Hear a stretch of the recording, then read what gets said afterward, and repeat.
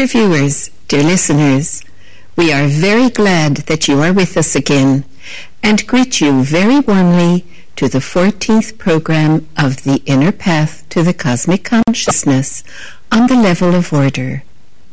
On the inner path, the path of the Christ of God, we hear again and again, God in us. But how do we attain the communication with Him, the Free Spirit, God in us?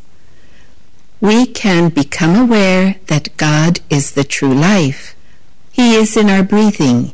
He is the power without which we could not live. He is the light in us, in the innermost part of our soul. He is the infinite love that penetrates all things and is eternally effective in His creation, as in us as well. If we want to develop the communication with God in us, we have to cleanse our inner temple so that we find our way to the inner stillness. This inner stillness, the steadfast alignment with God in us, is the goal of the tasks and exercises that we receive, particularly on the level of order. The teaching material for the inner path to the cosmic consciousness was taught to us from the kingdom of God through the divine wisdom. Brother Emmanuel, our spiritual teacher, the cherub of divine wisdom, revealed the teaching material through Gabriella, the prophetess and emissary of God in our time. Gabriella herself gave us further explanations and helpful indications from her opened consciousness. Today, we continue in the chapter with the title, Self-Recognition by Way of the Training of the Senses of Hearing, Smell, and Taste. Bettina, Christo, and myself, my name is Jeanette, will read to you from the teaching materials as pupils among pupils. In the previous programs, we have heard again and again that the human being is not cut off from the external world or from his surroundings, but that we, like an emitter and a receiver, are in constant communication, and at that, with the energies to which we align our antenna, for example, via our senses. These constantly transmit to us many, many impressions, and thus lead us to without again and again. This is why it is so important that we train our senses and refine them, and for this we have received different exercises and tasks. We will now continue to read in the teaching material what our spiritual teacher, Brother Emmanuel, explained about this. And so the one who trains his senses in the right way, who refines them and ennobles his thoughts, will find inner freedom and reach true greatness.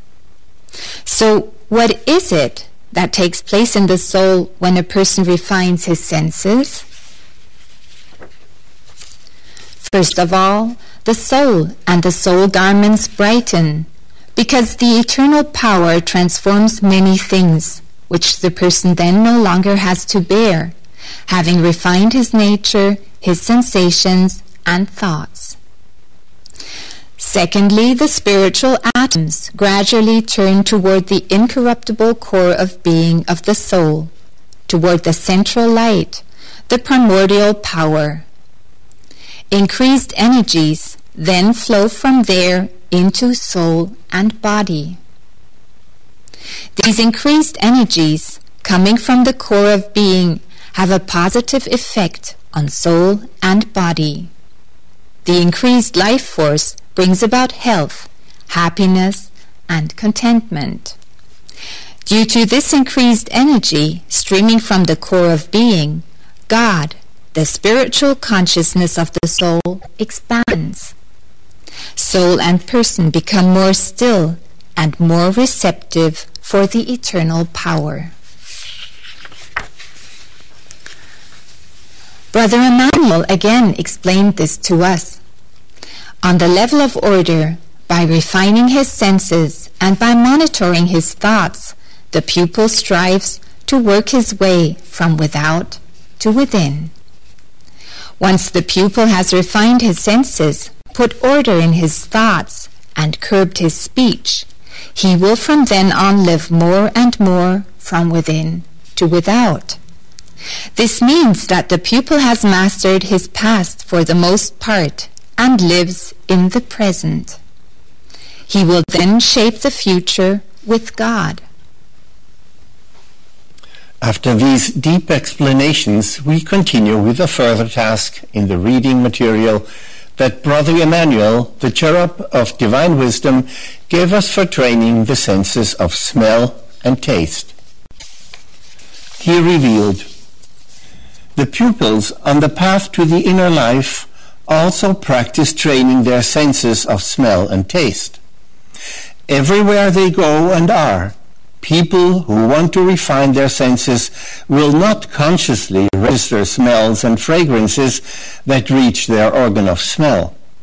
To register consciously means to think and speak about the smells at length. In the schooling, Gabriele indicated the following. Therefore, we should not stick our nose into everything, not even in a fragrant pot of meat. In the teaching material, Brother Emmanuel admonished us with the following words. Thoughts and words are powers.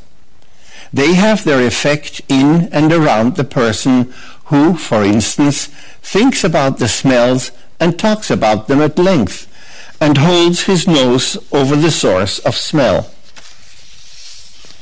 When, for instance, a person talks about unpleasant and bad smells, he intensifies this vibration in himself, because smells and fragrances too are vibrations. In so doing, he attracts the complex of smell, which then influences him. These vibrations then have their effect on the organism. They affect the senses of smell and taste more intensely and stimulate further cravings of the senses. The person is driven by his senses. His desires are what move him. They crave this and that. They stimulate the person to purchase this and that or to eat a certain food. Gabriele said the following. How often did we not experience on ourselves that the smell alone stimulated us either to eat some sweets or to have a similar chain of thoughts, or to purchase this or that luxury food item, like coffee, alcohol, or cigarettes. So we are driven by our senses, which are turned without. Brother Emmanuel revealed, this state of being driven leads to disharmonies and tensions in the nervous system. From this come about a play of thoughts and words, which in turn draw the person into lower spheres of vibration, because soul and body are losing energy. On the other hand, natural fragrances, like the fragrance of flowers, bushes, and trees, also stimulate a person. They vivify the soul and bring about in soul and body the harmonies that flow from the pure forms of life to the person who is aligned accordingly. The one who ennobles his senses attains the nobility of his soul and finds the way to his spiritual consciousness, to the sonship and daughtership of God. In all that is pure, noble, and beautiful lies the power of love, which is activated by selflessness and radiates throughout soul and person, shining over the organism. As soon as the organ of smell perceives smells and fragrances, they are at the same time registered by the sense of taste. The organs of smell and taste transmit their perceptions to the brain cells, which immediately register these vibrations and influence all the other sense organs. We continue to read in the teaching material what Gabriela explained to us about these exercises. Dear brother, dear sister, we now also train our senses of smell and taste. We do these exercises in the same way as the previous ones, alternating to inner and to outer days. We find out again what shortcomings still remain in us. On the first 2 days, we endeavor not to take the smells and fragrances into our inner being. We pay no attention to them. We do not stick our nose into everything that smells, not even into soup kettles or roasting pans. We will not think about smells and fragrances, nor talk about them. We have heard that with our thinking and speaking, we only intensify what comes flying at us. On the 2 inner days, we endeavor to consciously take in the fragrance of flowers, bushes, and trees. We will not dismiss gentle and mild perfumes, but we want to consciously take in the scents of nature. We again record our impressions, sensations, and thoughts on the right side of our mystical journal. We will also record what our palate signals to us on these 2 inner days. Thus, our journal tells us who we still are. During these 2 inner days, we will take in our food in a disciplined and concentrated way. Through a disciplined and concentrated intake of food, our sense of taste is refined. Every bite that goes to our organ of taste should be chewed consciously and harmoniously. We should take time for our meal. Every meal should be a holy act which expresses our thankfulness to God for the food He gives to His human children. To eat in a disciplined and concentrated way also means that we fill our mouth with food only when it is empty, when the well-chewed food has gone on to the organ of digestion, the stomach. We will also fill our fork or spoon again with a medium-sized bite, only when we have chewed our food well and swallowed it. Through the harmony while eating, we also ennoble our senses. The ennoblement of our 5 human senses then also has a positive effect on our soul. In this way, we help to ennoble our spirit body, and gradually the nobility of our true being breaks through.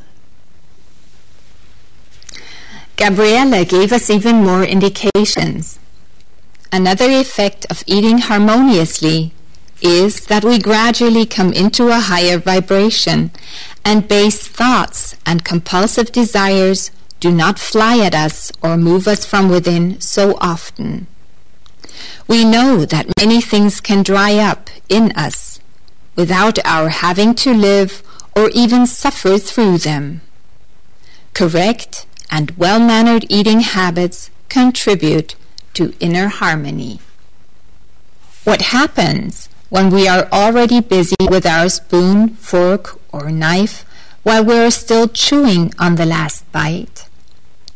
As soon as the next bite is on our fork or spoon, but the last one hasn't been swallowed, our stomach urges us on, and the chewing process is accelerated. The insufficiently chewed food that goes to the stomach may then, in the long run, not only lead to complications like stomach troubles, but can also trigger various disharmonies, because the stomach and other organs have to work more intensively and thus use up too much physical energy. The person who eats in an uncontrolled and hasty manner will also cause his smell and taste organs to turn more and more to without, and to crave more food and drinks, as well as all kinds of culinary delights. The same is true for taking in liquids. The contents of a glass should not be emptied all at once, even less so when it is ice cold. People who are on the path of ennoblement drink in sips. Time and again we may recognize, as soon as we refine our senses, the soul and our entire body structure are also refined. At the same time, our soul garments become lighter, and we attain a continuous alignment with the incorruptible power, God, the core of being of the soul. And so, on the 2 inner days, we will become aware of what we are and will aspire to the inner nobility by refining the senses. With this exercise for the refinement of the senses of smell and taste, after the inner days, there follow 2 outer days. In the teaching material, Gabriele explains about this.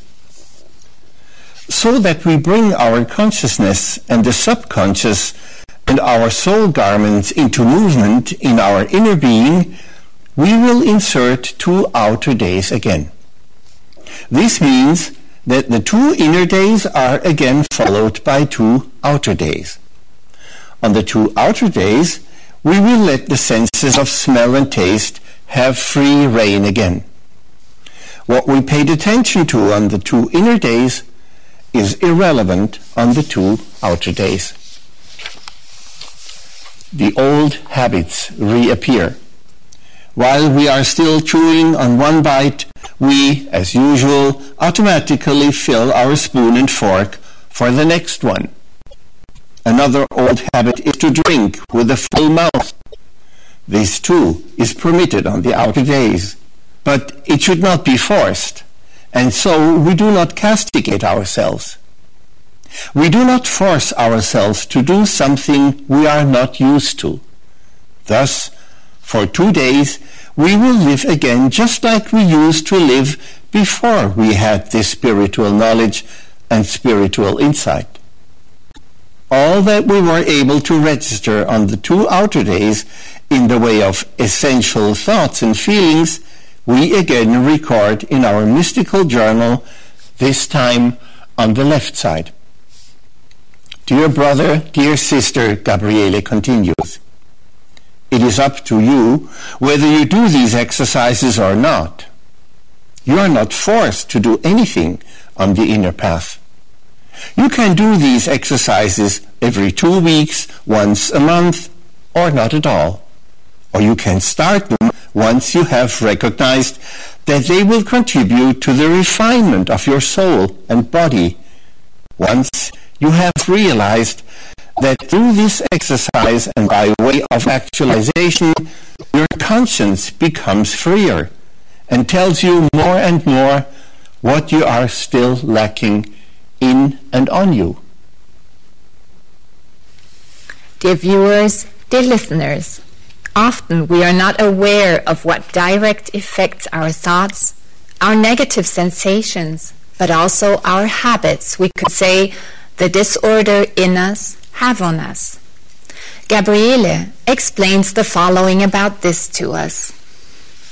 The more shadows there are in soul and body, the less spiritual power flows to both bodies, the soul body and the physical body. The result is fatigue, listlessness, and lack of peace. This causes the senses to turn more and more to without, into the world of the stimulation of the senses. There, in the external world, The restless person then seeks strength and life energy. Then, large quantities of food, stimulants, and drugs are often the way out. We start turning to alcohol and nicotine and crave more and more culinary delights. These are signs of spiritual impoverishment. In this way, the person becomes more and more lethargic and negligent. If such a person is given a task he is unwilling to do, he immediately falls into resignation because he was torn away from his lethargy. Every feeling of resignation in turn leads to negative sensations and thoughts. These may then create in turn further causes and lead to a relapse into human stirrings and inclinations of the past. All of us, each one of us, therefore, hold in our own hands how we want to shape our life, and each one has the freedom to decide himself. In his revelation, Brother Emmanuel reminded us of the law of freedom. It would be of little use and would contribute little toward your edification if I, your teacher, were just simply to say, you must do this, and you should let go of that. Every person has the free will, also on the inner path. Gabriele explains to this the following. It is necessary for all of us to hear this again. We have to experience for ourselves what it means to live inwardly or to stay on the outer level, bustling about in the world and miss the goal, or to purify and ennoble ourselves. Through self-recognition, that is, by experiencing it on our own body, we will be ready to affirm and walk the spiritual path more and more, so that we may become free from our base nature. To be free means to have ever fewer worldly demands on oneself and ever fewer desires and claims on one's neighbor. As long as we have an attitude of expectation, as long as we expect something of our neighbor, that he does this or that, we remain tied to his opinions and conceptions.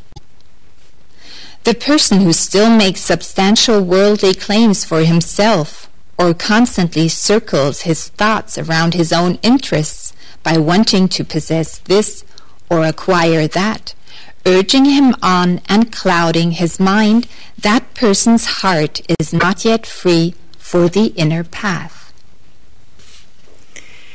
Dear viewers, dear listeners, in today's program we have again received a lot of help for taking the steps toward the true inner freedom in us, so that we free ourselves, as we heard, from our claims, expectations, and lastly, from our burdens, from our shadows, and aligning more and more with the incorruptible power, God, the core of being of the soul, so that the light, the flame of the Christ of God in us can shine more and more. There, in us, we can find secureness, hope, and confidence, and step by step reach the certainty that God is in us and near to us at every moment. We will be very glad to have you join us in our next program to learn with us on the path to the love for God and neighbor. Next time, we will be talking about planning and about the meaning of the words of Jesus of Nazareth, who said, "What you do to the least of my brothers, you do to me." Until next time, goodbye and greetings in God.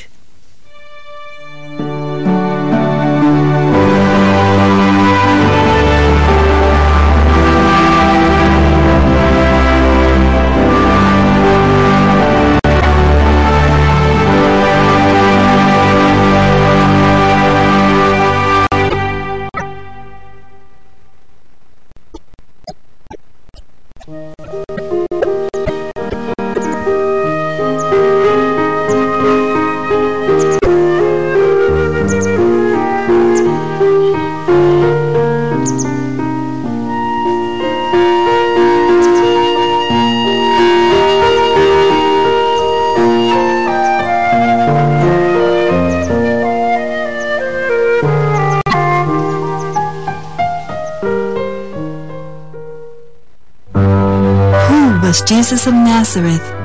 What was his childhood and youth like? This question is asked by people all over the world who want to learn the truth about the life of the greatest teacher of mankind. Followers of the Nazarene report authentically about the life of Jesus of Nazareth, free of the interpretations and falsifications of church historians. Their sources are Christ's revelations given through Gabriela, his prophetess and emissary in our time. Who can better describe the life on earth of Jesus of Nazareth than Christ himself? He talks about his parents, Mary and Joseph, about his spiritual struggles, about his love for the animals, and the beginning of his teaching years. Who was Jesus of Nazareth, his childhood and youth? His descriptions reach our hearts, and his life is a symbol for mankind. The truth about each one of us lies in the stars. For the heavenly bodies know each of us through and through. How can we understand this?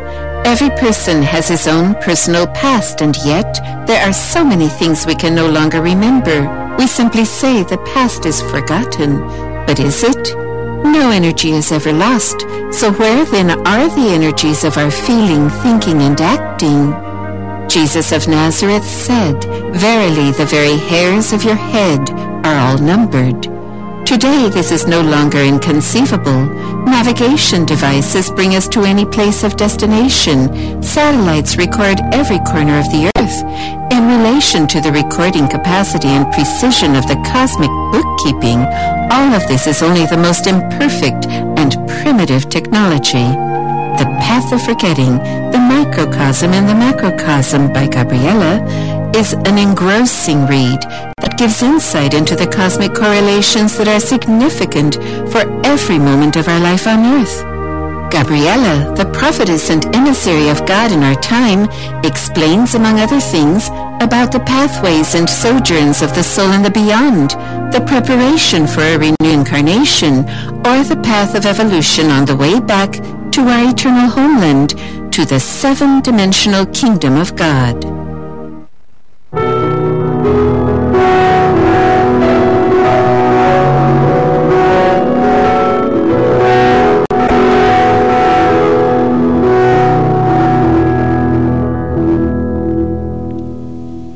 Liebe Zuschauerinnen, liebe Zuschauer, Dear viewers, dear listeners, a very warm welcome to the second program of a very interesting short program series entitled, Are You Who You Think You Are?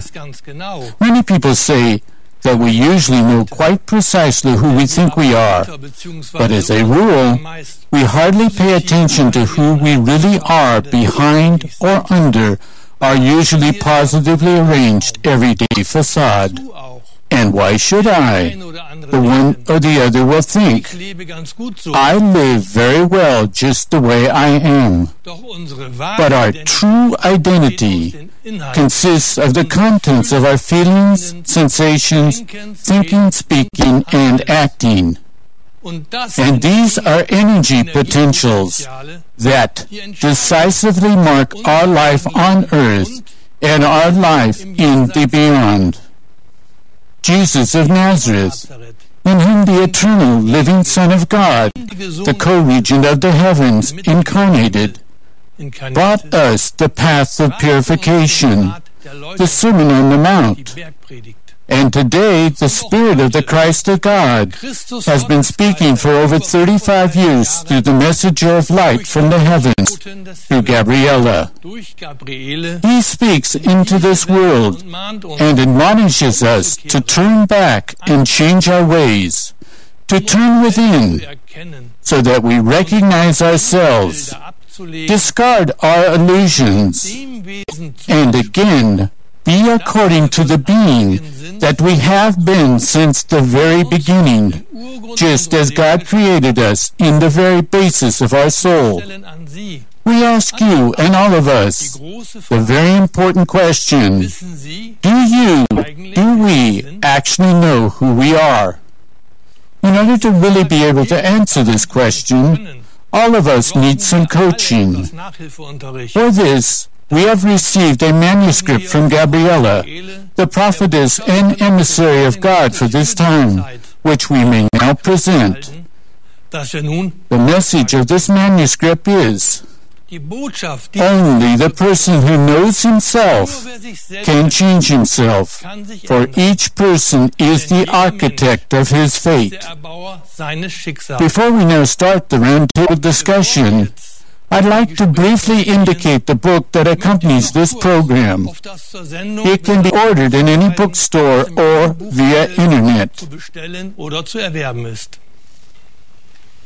Machen wir uns des Öfteren bewusst, let us often realize that life on earth could be very interesting for many a person if he were to question his thoughts, words and actions, if he were to ask whether his words, for example, are in accord with his thoughts, or his actions with his thoughts, words and feelings. Anyone who wants to explore himself and find out who actually cavorts about behind his name has to first question at the moment, in the situations of his daily life, what or who lies hidden behind his feelings, thoughts, words and actions. Another step would then be to analyze what he has realized, so that he finds the root of the possible evil by asking the question of why he is divided and what lies behind this dividedness, what his purpose is with it. Because the reason for a person's behavior patterns is what the person actually is, and not what he pretends to be. In many cases, the name of a person is not in accord with what is associated with it. Self-analysis can bring to light a totally different person who, for example, no longer corresponds to his title, his names, his position, his occupation. And so the one who does not examine himself will also not recognize what he really is. Let's take as an example the thought-up person called Anne. She could just as easily be called by any other name.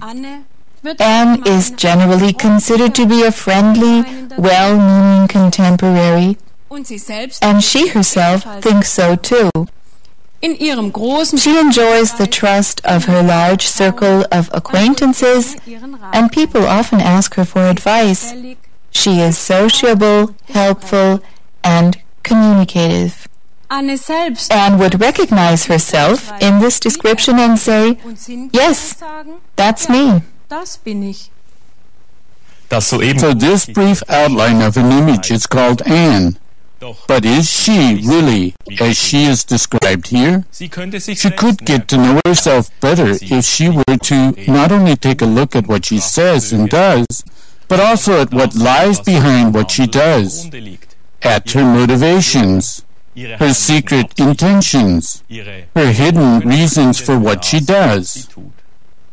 Perhaps behind her seemingly friendly face, for instance, totally different types of thoughts and feelings about her fellow man could be cavorting about, because it's possible that secretly Anne could be constantly on the lookout to register the faults and weaknesses of others and collect information to cleverly use to her own advantage when the occasion arises. Würde Anne sich fragen, if Anne were to ask herself why she offers her help here or there, she could discover that behind this, for example, there is a desire to look good in front of her neighbor. perhaps as a clever, selfless, trustworthy, and faithful friend. Würde sie sich dann auch noch fragen, if she were to then ask why she wants to give others this picture of herself, she may figure out that she feels the urge to stand above her fellow man, to see herself as a better, cleverer, more important, etc. person. If she has come thus far in self-recognition, she can also still ask herself why she needs this arrogance, what weaknesses she wants to cover up or compensate for with it. But this person, whom we call Anne in our example, does not ask why, as most people don't. She is satisfied with, I am Anne, or my name is Anne. She herself does not know what may be hidden behind the positive facade, Anne. And all those who likewise have not come to recognize their own underhandedness, repenting of it and clearing it up, also think just like Anne. But the one who investigates his own hidden motives and clears up these negative aspects with the Spirit of the Christ of God, thus expanding his consciousness, can perceive things more deeply as a result. For him, his fellow man is an open book. He recognizes him because he has come to know himself. We are all on a journey on the path to the true life. Life, true life, which God is freedom. Freedom does not have any secrets. Only an unfree person harbors so-called secrets. And so, God has no secrets or mysteries. Otherwise, he would be unfree. Many a religion attributes mysteries to God, our eternal Father. But God is not underhanded. God is not ambiguous. God is not human, but light. And light, true light, has no shadows. Dear viewers, dear listeners, let us pause for a moment and ask ourselves, what are our shadows called? Let us think about ourselves for a few moments, while accompanied by some music. Und hören wir dabei einige Takte Musik.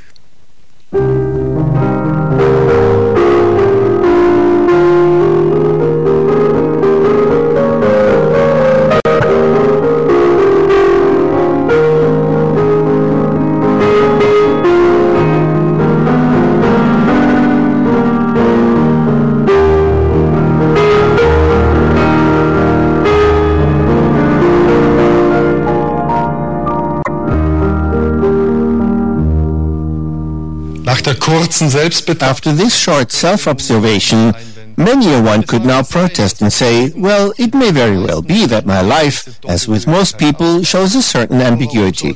But why should I take the effort to recognize myself? Why should I know more about myself than I already do? I feel good where I am at, and I'm quite content with my life. So as far as I'm concerned, things can keep going the way they are till the end of my life. Many think this way because they don't know what the meaning and purpose of their life on earth is all about. But on the one hand, the situation in one's life can change from one day to the next in anyone's life when, according to the law of sowing and reaping, those things come toward him which he sowed and were not so good and which he did not clear up. On the other hand, our life does not come to an end with the death of our body. Our life continues in the beyond, though without the masks behind which, here on earth, we hid our true face, our not-so-good character traits. We, that is, the soul, leave the material shell of our coarse material body behind on the earth, including everything that was so important to us as a human being. For example, our title, our name, all our possessions. But our true character traits, which are the result of the content of our feelings, sensations, thoughts, words and deeds, our real identity, which we kept hidden as a human being, that is, our burdens, we take with us. They form the engraving of our soul. And this alone then determines our life in the beyond.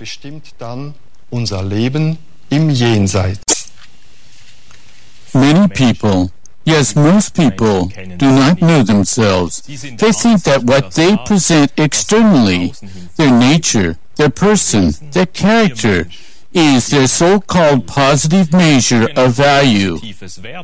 But that is not always so. As we've heard, we are what lies in our feelings, thoughts, words, and actions. That is what we are. Above all, this is what we are over there in the beyond. At some point, the so-called underhandedness comes to fore, at the latest, after our physical death. In the end, each body passes on. The external, our present appearance, is then no longer decisive. What we ourselves often do not know makes its appearance, and then, as soul, we say, that can't be. Perhaps we ask whether the spiritual being didn't make a mistake, the being that is now reflecting to us what we really are. But at some point we will hear, and have to hear it again and again, that's really you. That's really you. You did not question yourself as a human being. You did not recognize who you really are, nor did you reveal these soul garments that are now active. That is you. The disappointment is great. How will things go on for the individual soul? So in the beyond, we can no longer hide anything. Everything is manifest. As a soul, we then must suffer painfully what we did to others with our underhandedness. Everything that we caused to our fellow man. The excuse, the other one is to blame, is no longer of use to us. We alone are responsible for what we emit in the 5 components. This means in our feelings, sensations, thoughts, words, and actions. And what we have emitted, which is also what we have sown, is what we will in turn reap. Our seed, our contrary behavior, is engraved in our soul, as well as stored in the repository stars of the purification planes. With certain planetary constellations, our inputs then radiate back into us. If we then are on Earth as a human being, what hits us now is only what we have caused ourselves. The effects then show themselves in the form of need, worry, suffering and sorrow, illness, and other blows of fate. And so, we ourselves forge our own fate. During our days on earth, we receive promptings over and over again from the energy of the day, pointers which give us the opportunity to recognize that burdens in our soul, that is, the sinfulness, the inputs we have stored, are in the process of becoming active. If we do not pay attention to these warnings, that is, if we fail to recognize ourselves in good time, then over the short or long term, we will feel the effects when the repository stars radiate back to us on Earth the negative energies we once emitted. auf die Erde strahlen. This is why it is so important to use every opportunity to gain self-recognition in order to become aware of who we really are behind our masks. Vielleicht haben wir soeben erfahren, Perhaps we have experienced that now and again we are shocked by our evil thoughts and desires. Instead of analyzing them, we repress the message from our subconscious and practice our veiling tactics. These develop into a cover-up behavioral pattern, and this, in turn, into falsity and lies. A person caught up in this spinning orbit acts differently than he really is. wer sich selbst A person who wants to recognize himself, that is, who wants to find his way to his subconscious and to the inputs he has stored, to the engravings in his soul, no matter from which incarnations these came, has to question himself from without to within. As with an onion, we have to peel back layer by layer in order to find out what all is present in our subconscious and in the soul, hidden there, so to speak. und in der Seele vorhanden, gleichsam verborgen ist. With the help of the Spirit of God who dwells in each one of us, much is possible for each person, for the Almighty, eternal Spirit of love does not want us to journey over and over again from this side of life as soul into the beyond, and then from the beyond into this side of life again. God, our eternal Father, also does not want us to experience over and over again the harvest of our seed in need, ignominy, misfortune, and suffering. He does not want that we, blind and unfree, waste the life energy given to us by keeping up our facade, securing and polishing our masks. God, the eternal giver of all that is good, wants so much to take our burdens from us, if we surrender them to Him in good time, based on our self-recognition and our clearing them up. He wants us to walk the light-filled road joyfully and with light steps, the road which leads us home into the eternal kingdom, where He and our brothers and sisters in heaven are waiting for us. Soeben war von der We just heard about the onion that we have to peel layer by layer to get to the core. That's an example. But let's think of the aura of every single person. Many of us know that every person has an aura. It is the radiating shape that surrounds our body. What do these many colors in the aura, from dark to light, consist of? These are the garments of the soul, that is, the envelopments that keep the light being, the spirit being concealed. Every person has chosen and created each envelopment by way of untruthfulness, the covered up and secret malice that he placed into his thoughts, his words, his feelings and actions.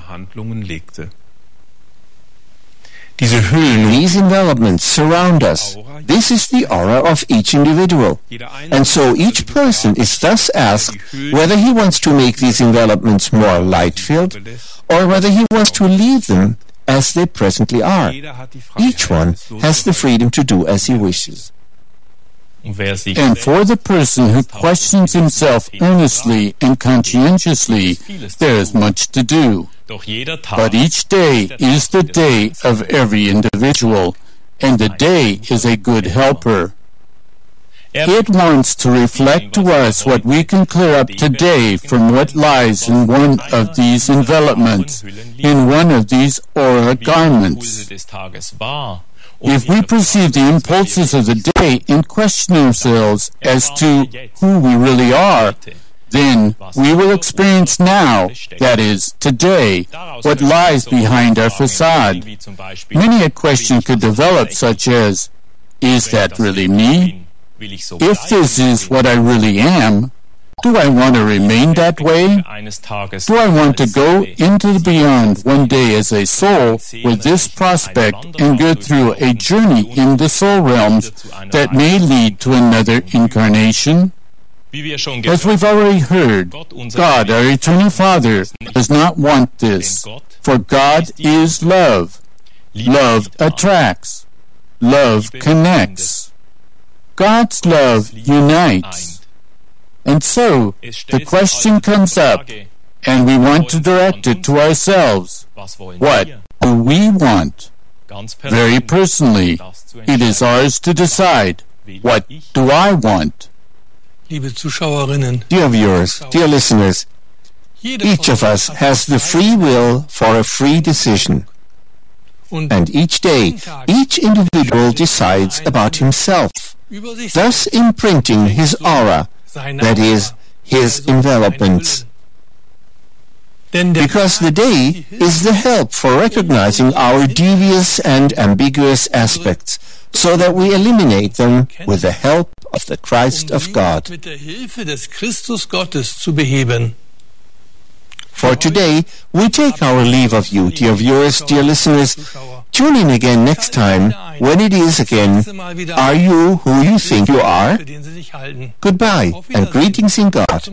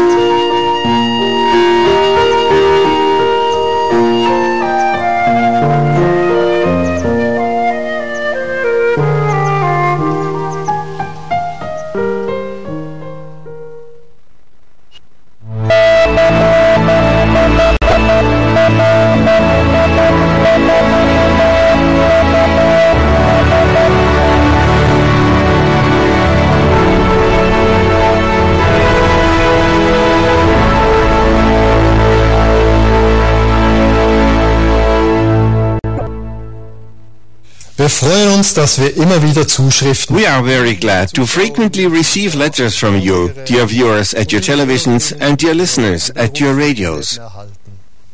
Many people feel themselves addressed by the Free Spirit and tell us that they wish for a community in which they can talk about the contents of our programs among like-minded, spiritually interested people, or in which they can watch the many different programs together. Our experience is that a small circle of people meeting in private, a small prayer circle, often brings out the best spiritual atmosphere, where each person can express in a totally free and informal way whatever moves him at the time, and where he can take the pending steps that lie before him in a totally free way. According to experience, spokespersons very quickly establish themselves in larger communities, who can then practice their all-too-human influence on the community with their concepts and opinions, like a priest or scribe. Jesus of Nazareth spoke to his disciples according to the following: Where 2 or 3 are gathered in my name, I am there in the midst of them. He did not speak of spokespersons or priests whom one should follow. He, Jesus of Nazareth, taught us, follow me. The people who want to follow him orient themselves to the 10 Commandments of God given through Moses and to the Sermon on the Mount of Jesus of Nazareth. The Christ of God is the free spirit in God, our Father. We people need no intermediaries to meet God, for God dwells in us, and each of us is the temple of God. That is the teaching of Jesus of Nazareth, of the Christ of God, who became the Redeemer of all people and souls on Golgotha. God, the Eternal, sent us his prophets, his bearers of the word, so that we people can recognize the lawful principles of life, the truth from the heavens, and practice them in our daily life, step by step.